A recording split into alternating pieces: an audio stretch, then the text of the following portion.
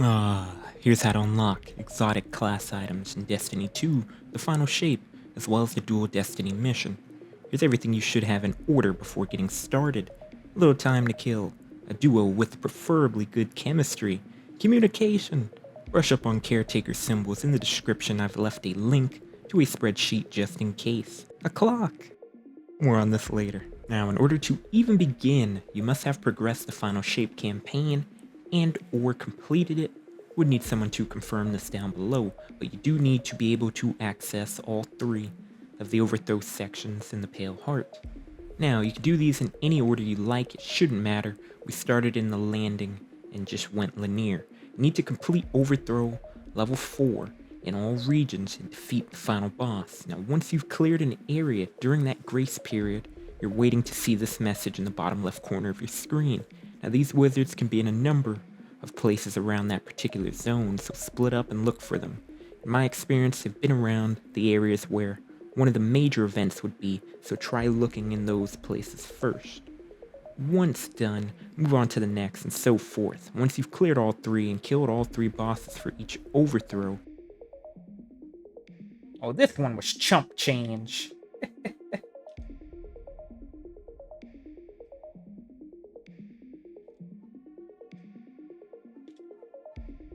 There will be a beam of light from the refraction indicating where you need to go. Now you can move over to this little destination landing here in the blooming, and then you'll see a clear cut of the light. You just want to move through the cavern even when you don't see the light. Eventually you'll make it there.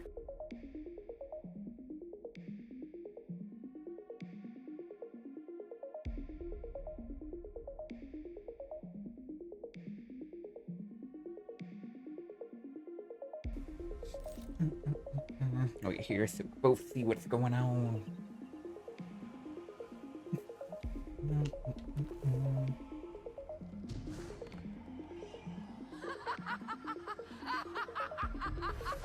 And Savathun, it's like that. Here there will be markers showing 2 subjugator spawns. You want to burst them down a bar and they will disappear and drop a orb. Now you take said orb, we head back to the cavern where we came from, deposit them in the light and dark area. Now, we have unlocked the Dual Destiny Exotic mission. Coming up, I will give a walkthrough through each encounter, but first, here one person needs to be on a darkness or light subclass, but prismatic counts as both, so it'll just designate one person either light or dark. Subclasses will be locked, so make sure you're set up, but weapon and armor will not. So during some traversal sections, throw on those movement exotics, use that eager edge sword, as before each major encounter, there will be a rally flag, so you don't want to waste time on that traversal section. All I did was kill it, indebted kindness to proc amplified, and I was on my way. When you load into the mission, you will notice at the bottom left of your screen, you'll see light aligned or dark aligned. Pay attention to this buff, as it will be the main carrying over mechanic through each section of the mission. So in order to even start, with your correct buff, you need to stand in the corresponding pool. The dark one will be that orange, yellowish, glowish looking one, whereas the light one is the clearer white one. So do keep that in mind throughout this mission. Now, proceeding through that linear path, once you reach the top of the mountain, you'll come down here, there'll be a lot of things to kill. Now, from our first run, we kind of just bursted through everything quick and kept moving forward. But I believe all you have to do is just defeat the larger orange bar ogres, and you should be good to go. And then from there, your light person, light aligned, will want to proceed to that far right side, as I'll show you guys here, as there'll be something to stand in to proceed forward. And your dark aligned person will go more farther left. There'll be a little area to stand in there as well, opening up the next way. And once you made it past, there'll be a little area to traverse, and you'll have your first rally flag as we get into that first encounter, so to speak, where you're actually doing stuff. Now, as I mentioned earlier, make sure you have your caretaker symbols down. So you'll see at the top, your dark aligned person will want to be up there, and your light aligned person at the bottom. A little here to our right, there's 2 podiums here. There'll be a light enemy that spawns at the bottom. Once I kill him, it will drop a mote. Once that mote is collected, only then will symbols pop up on the podium. Now, your dark aligned person up top will do the same, kill their enemy, and only then, when they have a moat, will they be able to actually shoot the symbols. So you want to use your communication here, have the symbol name, call it out to your person up top so they can shoot it. Now going forward, as it kind of progresses, there'll be more symbols to shoot. Sometimes the first symbol won't show up immediately, so you're going to have to get all the moats and then they'll all show up. Just relay that info and get it done. Pretty straightforward, and that's how these encounters will play out. To mention, when you die, you lose all the moats, so you won't be able to see them on the podium anymore. You have to wait till they respawn, rinse and repeat, pick them up again. Same thing with your dark person, they won't be able to shoot them until they get the moats again. And that's really this first encounter. You go through this a couple stages, increasing with the amount of symbols you have to call out and shoot. It says Prerequisite energy tears through you, you know you've completed it. So on to the next section. Now for our second section here, everything still applies. The only difference now is your light aligned person is now shooting the symbols, while your dark aligned person is calling them out to you. That's how this section will go. It's more to shoot this time. And then for the last section, same thing, it will switch back. Now light aligned is calling out the symbols, while dark aligned is shooting the symbols, just more to shoot this time around. And after, you'll be off to a little jumping puzzle. Now here in the jumping puzzle, if applicable, throw on those movement exotics and kind of breeze through it. It's pretty straightforward linear path here. You'll follow up these blocks as well. I'll probably just speed up this footage to kind of go through it, but it's pretty straightforward. There is some secrets in here as well around if you kind of go a different way. Don't know how many, but we were able to find one feather at some point throughout this. I would have to go back through it and then go that way. I really don't care for that stuff. If you do, you may be able to find some stuff online or just take some alternate routes. But it's pretty linear and straightforward once you start going through it.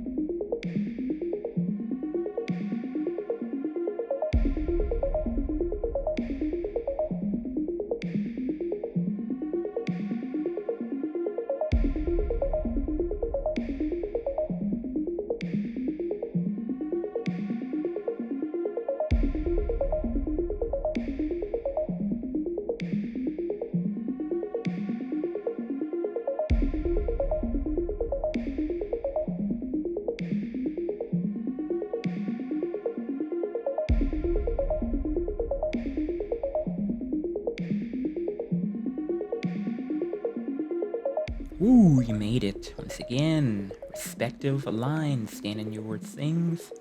If you look around, each one you stand in will kind of open up pathways for you to proceed forward with and go to your designated side. These ones don't seem to alternate until that midpoint. Once you get to that midpoint, they'll kind of cross, and then you'll go to the left. If you're light and dark, will kind of go to the right. Nonetheless, once you make it to the end, you will be on to your next encounter. I'll kind of speed up this section as well, just to see our pathing, also so you can see which ways open up. As you'll see here on our side, that will be similar to that dark side on this section here. So if you're on the dark side, you're going to be jumping backwards and then doing just what we did there.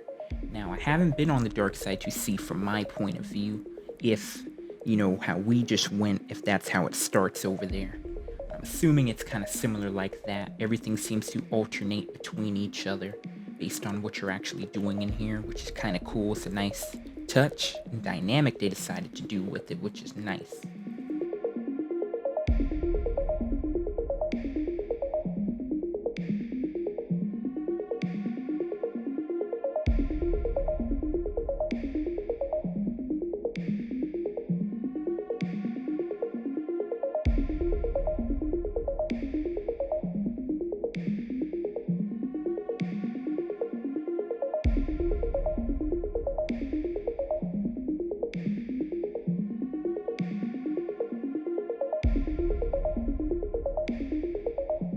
Now past here, it'll be a little more to traverse through and then just a large drop down. You can honestly just jump from the top and then reach where it's kind of lit up down there.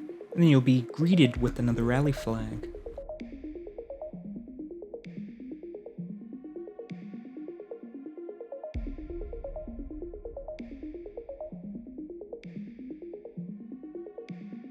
Hey guys, remember that clock I told you about earlier? It's about time for that now. As you'll see here, those represent a real clock. Now, for this particular section, it's only 1 to 10. Now, based on which ones you have lit up, you want to communicate with your teammate about which ones they have lit up, as those will be the 3 you have to shoot. Now, there's quite a bit of enemies in here, so time to put that ad clear to use. You want to just keep bursting through the waves of enemies until your Tormentor spawns. Whoever deals the final blow on the Tormentor will actually be able to shoot those little pyramid crystals. Once again, corresponding to the 3 numbers that you both have where the lines go into them. Now, for an example, say we both have 1, 5, and 6. The person who finishes the Tormentor will get Harmonic Sundering. It'll show up on the left with the rest of your buffs. Those will be the 3 to shoot, and that person would do that. You'll notice this message here at the bottom left. That's when you did it correctly. It'll say Light and Darkness Surge, destabilizing an obelisk. Now you just repeat the process once more. Now we've messed up on the first one, so obviously you have to do the first one again. I'm not sure if on the last one, if you mess up, if it will restart from there or reset the whole thing and you have to do it twice again. So just keep that in mind. Should be pretty easy. Shouldn't really mess up on that second go once you get the hang of things. Now you'll go through here, a couple more enemies to kill, pretty much a linear straight path to your next area. Now don't do this here. Let's actually kind of fake this out a little bit. Now we can just run through here and it's a little puzzle and just keep running. No, you need to kill everything around, guys, and then you'll see the little things light up for your respective areas to stand in and go forward. That was kind of funny to us. But just do that. You do that around several little box areas. At a point, you'll break off on each side where you're both alone, killing your own set of enemies. Pretty general stuff there. Now you'll go through this final little portal thing, taking you to the end. Another rally flag. Now it's time to be on our way to that exotic class item. Now here, for the boss fight, it's pretty much taking everything we've did thus far and just amping it up a little bit.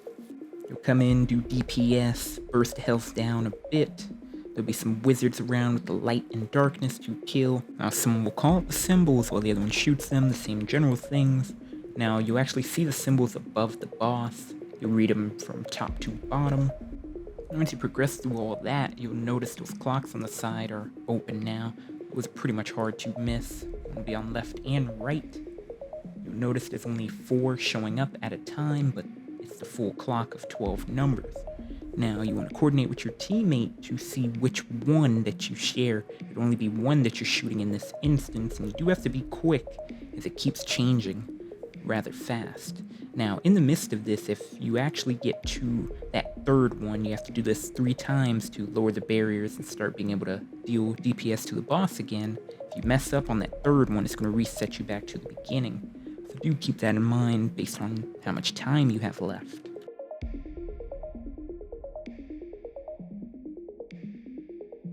Finally, once complete, it'll say the barrier is down, finish off the bosses, and enjoy your exotic class item. Now, like I mentioned earlier, I'll let you guys enjoy this surprise. Now, in order to start getting on your other characters, from what I've been hearing and seeing online, you actually have to run it again fresh, the mission, on, let's say, your hunter. You want to get on your hunter now or your titan. But then after, just doing little overthrows within the regions, those chests at the end of the final boss, the chests doing the little encounters as you're overthrowing the area, has a chance, don't know the exact percentage chance, to actually drop an exotic class item. But going back into the Dual Destiny mission again guarantees you one at the end. Now, for our first completion, we got around 40-something minutes. Our second one was about 37, and then our third completion was about 33 minutes. So you guys can see, the more you kind of keep doing it, you can maximize your time, get more comfortable with it, and really just chunk that time down more. So I really think this is more effective just running it in here because you're guaranteed it at the end. Soon it'll literally just become clockwork and it won't take you time at all. Now, it's about, I think, 40 different combinations on your exotic class items, so you're going to be in here some time because you may not get lucky on that first couple rolls, right? Now, solo players, if you guys are having trouble finding a duo, we do have our Discord. Come hang out in Slayerville. We're doing carries all week, as well as some teachings and the raid encounters, Salvation's Edge. All you gotta do is just be in chat when it's time. But it's pretty straightforward, guys. Everyone should get it done. It's just, finding that second person to kind of, get it done with. Preferably, you'd want to be with someone you kind of play with regularly, because based on the way they set it up, which I think they did an amazing job doing, you're essentially learning some encounters, right? You get that feel of you being in a raid. There's a lot going on, there's mechanics to do, you need to stay focused and stay composed so you don't mess up and then burn your time. So very good job by the Bungie team with handcrafting this mission, I'm not gonna lie. If you find anything helpful today, make sure you spank that like button and subscribe, ring the bell. T1slayer creates educational content all the time. And remember to slay and conquer.